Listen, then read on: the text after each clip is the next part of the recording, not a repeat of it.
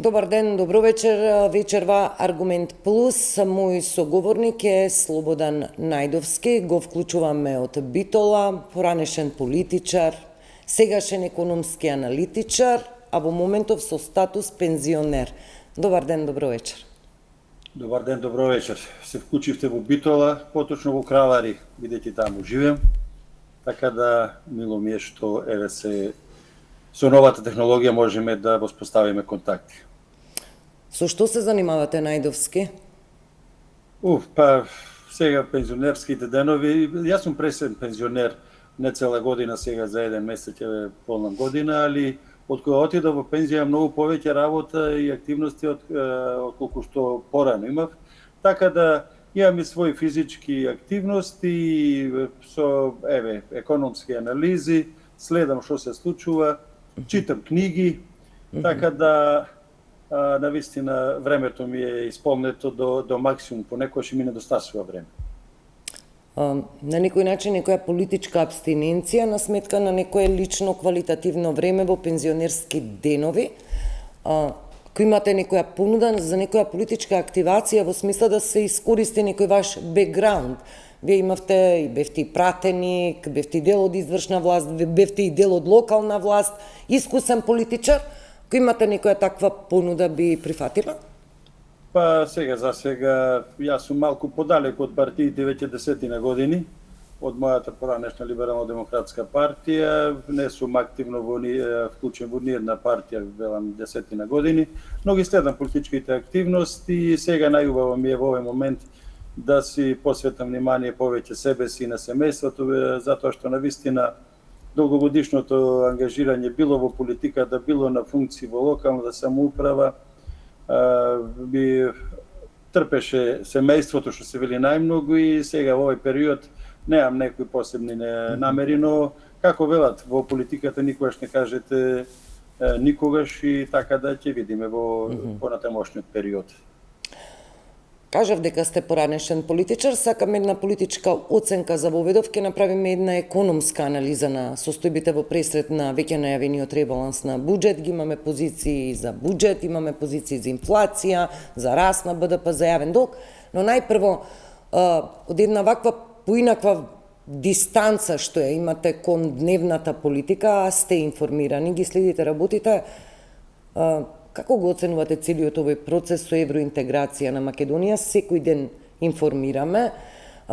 Контекстот е нели го знаеме и со Бугарија, со Црна Гора. Еве денеска имаме изјава од евроамбасадорот Рока, стои нон-пейпер, да не навлегувам во детали, како некоја можна шанса да го забрзаме процесот, но еве евроамбасадорот и денеска вели уставните измени мора да се спроведа. Денеска и средби имаме на претседателката Давкова со Јотова во Софија. Од ваша гледна точка, една политичка оценка на овие случувања, кои се однесуваат на евроинтеграцијата на државата? Видите, за жал, ние наместо да напредуваме, назадуваме во процесот на интеграција на нашата држава во рамките на европското семејство. Заглавивме како држава во еден ќорсокак и сметам дека во овој период не гледам дека се има желба и од наша страна и од посебно од Бугарија за изнаоѓање некое решение кое што ќе не води кон излез од ситуацијава. Мојата определба не од сега, него одавна, кога и активно се занимавав со политиката, е дека Македонија нема друга алтернатива освен приклучување на европското семејство на држави. Но за жал сметам дека актуелната политика која што во овој момент е водечка на сите нивоа од парламент, од влада, од локална целосна контрола на локална самоуправа, нема желба за изнаоѓање некое решение. При тоа воопшто не го занемаруваме фактот што клучна улога во овој период игра негативната политика на Бугарија кон Република Македонија, и сметам дека сепак треба да седнеме како држава, да изнајдеме решение, затоа што во наш интерес е приклучувањето кон Европска унија, а не на Бугарија дури и одговара во овој момент Република Македонија да е надвор од европското семејство. Да, но малку ќе ве прекинам. Уште ова прашање во политичкиот дел ја анализирате позицијата на Бугарија, да ве прашам за нашата позиција, државничка во однос на овој процес, бидејќи ве бараме гаранции, бараме одложено дејство, најмногу, една од последните изјави на премиерот е барем Брисел нека донесе поинакви заклучоци во кои што наративно ќе гарантира дека нема да се соочиме со други вета, со билатерална позадина и причина. Каква е нашата позиција? Можеме ли нешто ние да промениме, бидејќи најдовски ние веќе не сме во прашање, можеби како генерации, туку оние што доаѓаат по нас, таа нивна перспектива на младите луѓе во оваа држава, во оваа земја? Па, очигледно, актуелнава политичка номенклатура е заглавена, посебно партијата на власт е заглавена во својата партиска кампања, и било какво поместување од нивниот став дека нема уставни промени без некои не знам какви гаранции, дека не можат да направат измени во уставот. Значи тие се сега зачаурени во оние своји партиски ставови и сега ги стават интересите на партијата над интересите на државата, и во овој момент не гледам кај нив дека до евентуални парламентарни предвремени или редовни избори нешто би промениле. Нема да ме зачуди воопшто дека доколку напролет имаме вонредни парламентарни избори или редовните избори, да после тоа ова владеачка партија да го промени ставот. Но сметам дека во рамките на овој мандат апсолутно никакви промени ќе нема и ние ќе останеме надвор од приклучувањето кон Европската унија. И за жал не само мојата генерација и вашата, да кажеме, него генерациите на нашите деца. Еве, јас своевремено напишав една колумна пред 10 години во Утрински вестник, која пишував дека со наслов "Ни заминаа децата". И тогаш малку кој посвети внимание на тоа прашање и ретко кој го коментираше. Сега стана едно од најактуелните прашања. Еве, и моето дете е надвор од државава и многу млади, така да со ваков пристап кон решавањето на проблемот за приклучување кон Европската унија, ние и понатаму ќе имаме голем проблем, ќе ни се иселуваат младите не само за студирање, него ќе ни се иселуваат и за работа и ќе останат надвор од државата, и тоа ќе ни создаде големи проблеми. Да, овој демографски проблем има нели подлабоки корени, особено кога зборуваме за иселување на младо, наталитетно, работоспособно население, кое е јадрото на секоја држава во секоја смисла на зборот, и социјално, и економски, и така натаму. Да, тоа ќе се одрази. Најдовски, ај сега една диагноза за економијата, како да информираме за различни паралелни економии во државава. Едната е приказната на владата, која крепенили со статистики, домашни и европски, дека Македонија математички испорачува една од најдобрите стапки на економски раст во регионот, дека имаме една од најниските стапки на инфлација ако се споредиме повторно со регионот, дека имаме умерено ниво на јавен долг. Ако ги слушаме опозиционерите, државната каса е колабирана, расте јавниот долг, нема пари за функции на држава и така натаму. Сега, која е вистинската вистина за економијата во државава? Како велеше Петре Андреевски во почетокот на една од своите книги, вистината има поднос на вистината, така да и ние сега тешко ќе дојдеме до што е вистината, особено во оваа ситуација кога имаме драстично спротивставени гледишта на политичките партии кои што се од власта и од опозицијата во државата. Ова ме подсетува од своевремено кога гледавме уметничко лизгање од коментарите на покојната Милка Бабовиќ, која што при завршувањето на Секој надпреварувач ќе кажуваше оценките за уметнички дојам или впечаток и за тежина на програмата. Така да сметам дека кај нас во овој момент расправата која се однесува за економско-финансиската состојба во државата, повеќе чинителите сакаат да остават уметнички впечаток и впечаток кој што ќе му се допадне односно на нивните гласачи, наместо да ја се гледаат суштината на проблемите. И доминантно е префрлувањето на вината кој е одговорен за ваквата настаната ситуација, затоа што општа е констатацијата дека Република Македонија во овој момент, посебно граѓаните на Република Македонија, се наоѓаат во една незавидна економска состојба. Затоа не мора да зборуваме многу, доволно е да ги погледнеме последните показатели кои што ги имаме од страна на Заводот за статистика. Така да јас, кога би ја гледал актуелната економско-финансиска состојба во државата, би ја посматрал од два аспекти. Едно е од аспект на она како се однесува тоа на граѓаните и стандардот на живење на граѓаните, и од друга страна односот на владата кон финансиската состојба во државата, рефлектирана преку буџетот на државата.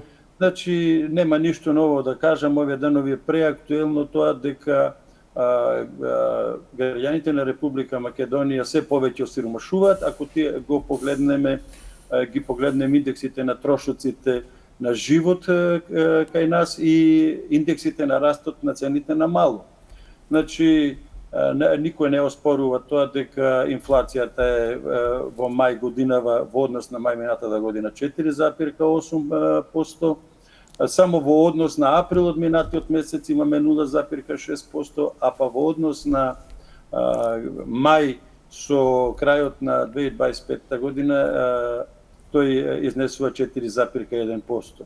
И што е карактеристично, дека најголем раст во овој период имаме токму она кое што директно се однесува на граѓаните, тоа е храната, безалкохолните пијалоци, покуќнината, транспортот, со исклучок на тутунот и тутунските производи кои што можеме малку поинаку да ги гледаме.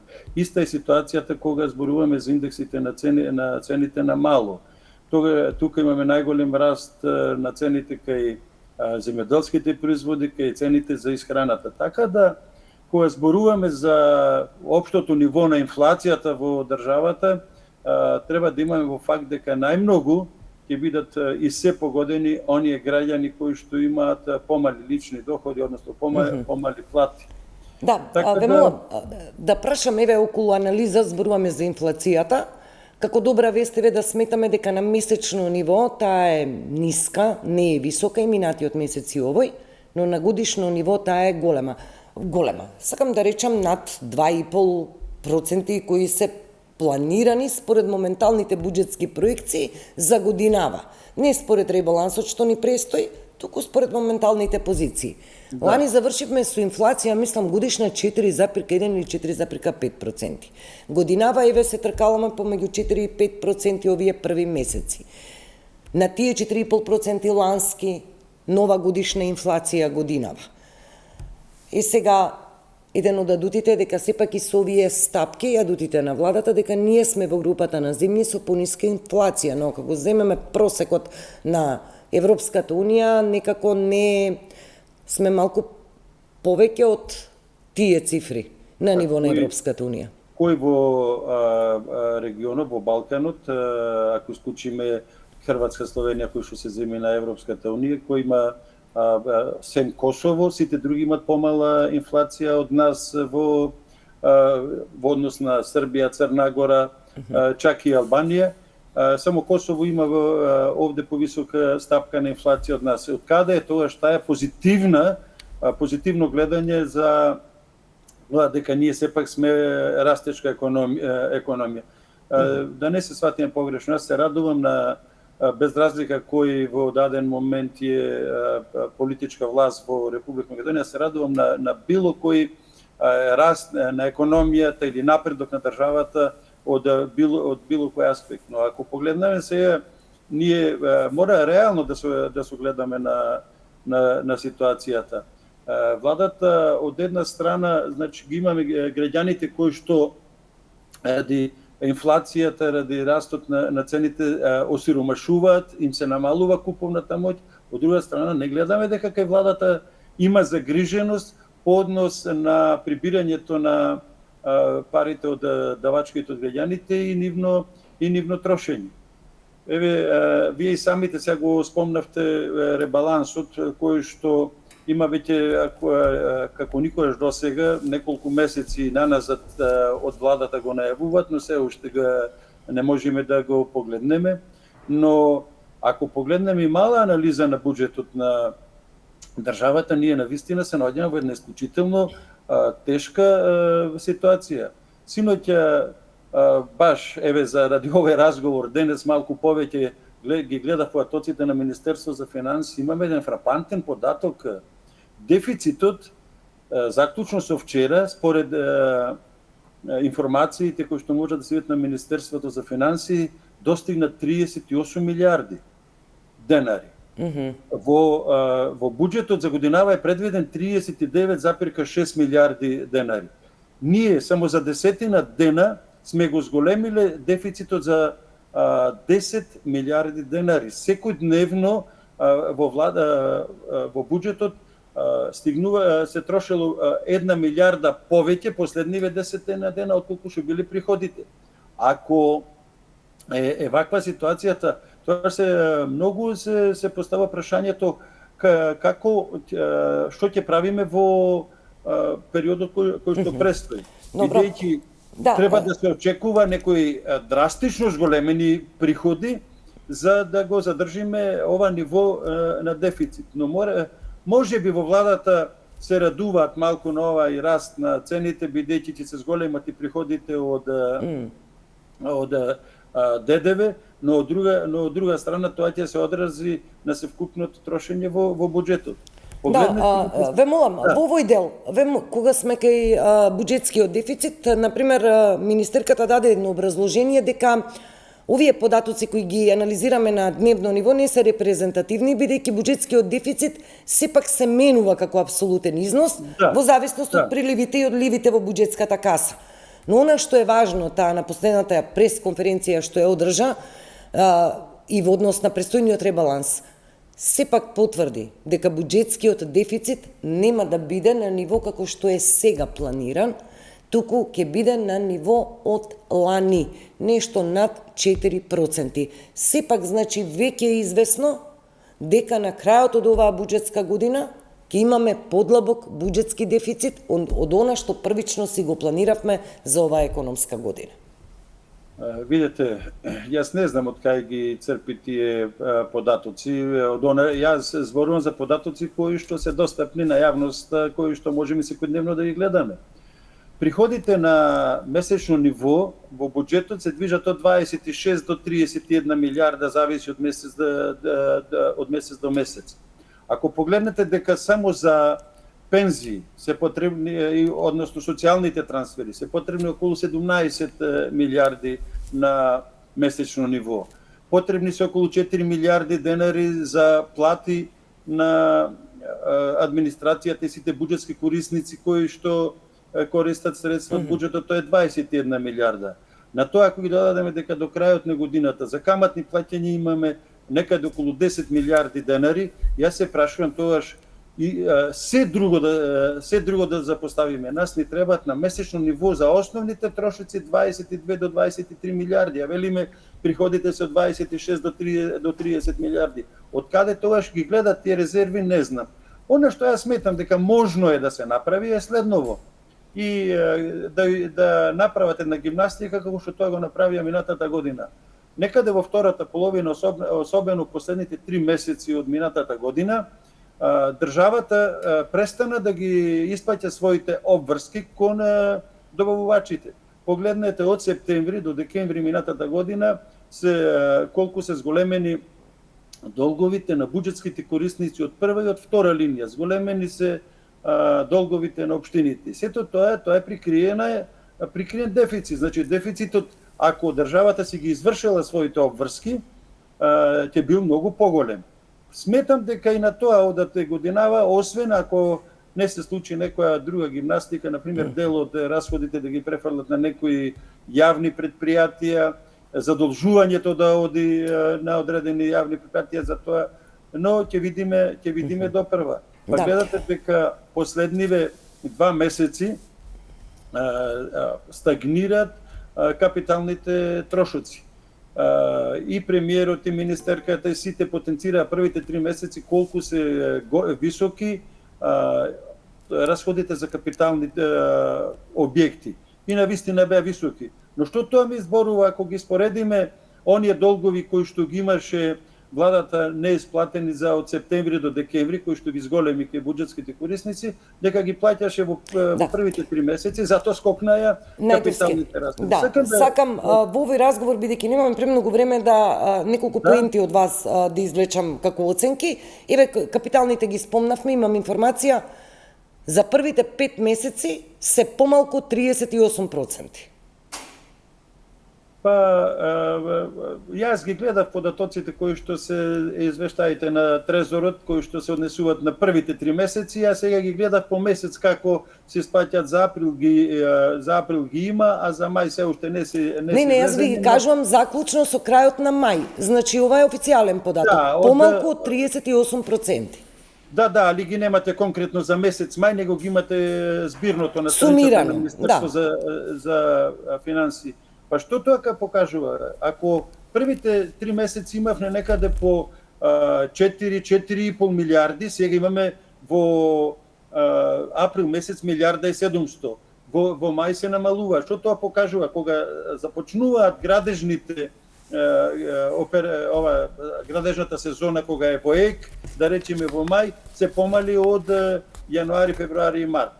Тоа покажува дека има одредена гимнастика со бројките од страна на Министерството и тоа изгледа, велам, онај добро за уметнички впечаток во јавноста, за да чујат граѓаните, но од друга страна, гледано на долг рок, тоа не води кон позитива.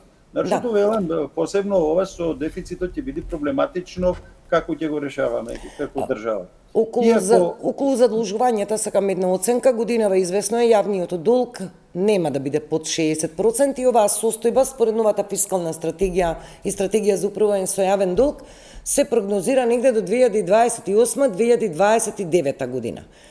И упорно во тие фискални документи читам дека границата од 65% ќе се одржи, ќе се задржи, за да се задржи она фискално правило, капиталните да бидат во повисок износ и процент од буџетскиот дефицит. И ова фискално правило ние никако не успеваме со години да го задржиме или да го одржиме, да го испорачаме како фискално правило. Годинава повторно над, мислам, 67,5% се проектира јавен долг во апсолутен износ, тој веќе надмина 10 милиарди евра. Прашувам, аргументот на владата и на секоја влада, кога се менува гарнитура, слушаме, мораме да враќаме доспеани долгови од претходната влада, мора ние сега да ги вратиме, ама ако навлеземе во анализата на новите заеми, например, ако ние за враќање евроврзница 500 милиони евра, ние ќе си земеме 700, да остане некој кусур од 200 милиони евра. И така од секое задолжување помалку. Годинава нова евроврзница нема да има, така вели министерката, но да подсетиме во јануар, мислам беше, таа евроврзница од 1 милиарда што ја подделија на 2 дела по 500 милиони. Сега повеќе ќе се вртат кон некое домашно задолжување, иако веќе видовме дека се апсорбираат пари од домашните банки.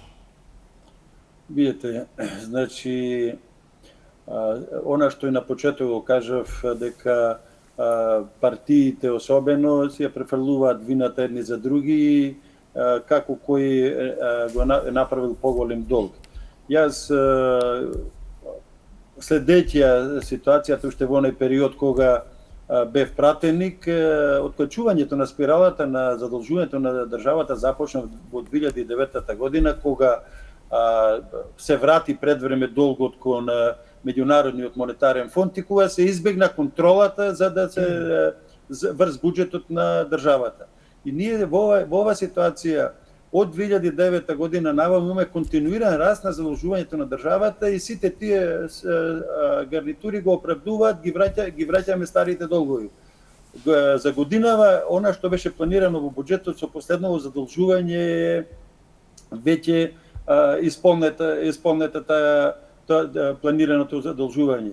Но она што сакам да го напоменам, кај нас нема одговорност и отчет што е постигнато со задолжувањето. Ајде да се навратиме со една реченица две на унгарскиот кредит. Унгарскиот кредит требаше 250 милиони да бидат за општините, 250 милиони за предпријатијата и 500 милиони евра за општа буџетска поддршка. Ние во овој момент никако не можеме да дојдеме до податок колку се префрлени на општините. Јас ви гарантирам дека општините од тој долг, од тој кредит немаат искористено ни повеќе од 20 до 25%, затоа што најголемиот дел сега ги започнуваат инфраструктурните објекти кои што се со тој договор, со тој кредит. Немаме никаква информација, се крие, иако е крајно неоправдувачки да се крие кои се предпријатијата кои што зедоа од унгарскиот кредит, заради тоа што тоа се пари на граѓаните, не се сопствени пари на тие фирми од подигнати од банки. Така да и на крајот на криштата, еве вие ја пратите долго ова проблематика, ја следам и јас. Која фискална стратегија досега кај нас се усвоила? И затоа мојот став е следен.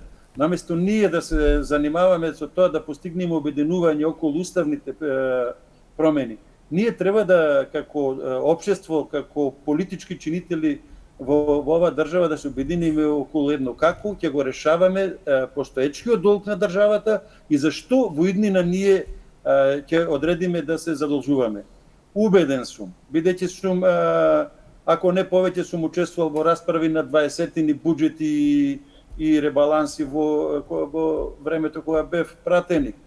Сум учествувал во тимот кој што 4 години работел буџет на локално ниво. Сум работел буџет на јавни предпријатија. Имаме огромни резерви во трошењето на парите, било на локално, било на државно ниво. Убеден сум дека сега во овој буџет, ако домаќински се однесувале не само ова влада, и претходните влади, да не дојде дека само кон едно се однесува, дека има најмалку од 5 до 7%, ако не и повеќе, расходи кои што можат да се елиминираат.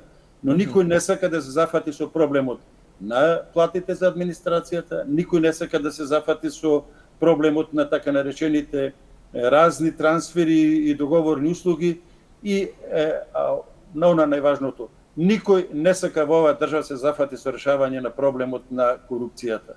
Корупцијата е најголемиот проблем кој што во оваа држава, гарантирам, не само политичарите, бидејќи кога ќе се спомне корупцијата се однесува на политичарите, тоа се сите раководители кои што се во рамките на буџетските корисници, на разни фондови, на јавните предпријатија и секое што е поврзано со функционирањето на државата. Еве сега најнов пример е Словачка, како ги намали Словачка своите трошоци без тоа да се почувствува во функционирањето на државата. Во функциите на државата. Има можности, но навистина ваквиот пристап на растање на долгот нема да биде далеко кога тоа ќе удриме со главата во таванот и последиците сепак ќе ги сносиме ние како граѓани најмногу. Да, сепак мора да кажеме дека и оваа година е вонредна економска година, како што беше и со ковид кризата и енергетската криза, нели поради новиот воен фронт, претходно Украина имавме, сега Иран и така натаму. Јасно е дека мораше да направиме корекција на сегашните буџетски позиции. Од она што пак ќе кажам е познато е дека економскиот раст ќе ни биде понизок од планираниот, инфлацијата ќе биде нешто повисока, буџетскиот дефицит подлабок.